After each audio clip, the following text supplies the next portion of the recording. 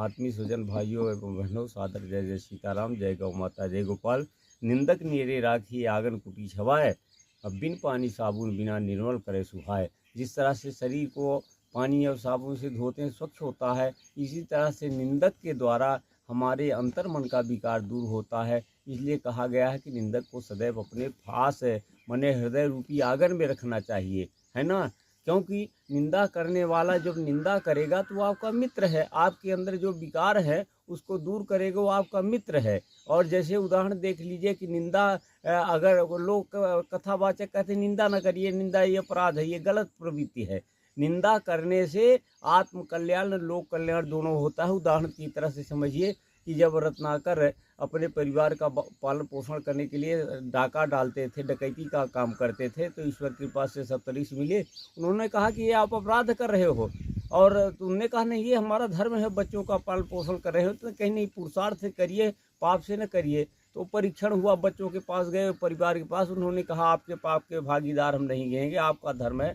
तो वहाँ से फिर वो छोड़ दिए, वो जो गलत रास्ता था उसको छोड़ दिए। तो उल्टा नाम जपत जग जाना, वाल्मीकि हुए ब्रह्म समाना, ब्रह्म के समान वाल्मीकि हो गए, और समाज के दिशा दे रहे हैं प्रकाश पुंज की तरह है। इसी तरह है तुलसीदास जी के पत्नी रत्नावली थी, वो मायके इतने आसक्त थे, मायके चले गए तो उन्होंने दपटा और निंदा किया कि ये कर क्या रहे हो, अस्थि चर्म में देह है तामे ऐसी प्रीत, जो होती श्री राम में हो न तो भयभीत। ये संसार जितना अस्थि और चमड़े के से प्रेम है, भगवान में होता तो आपका जीवन में कल्याण होता।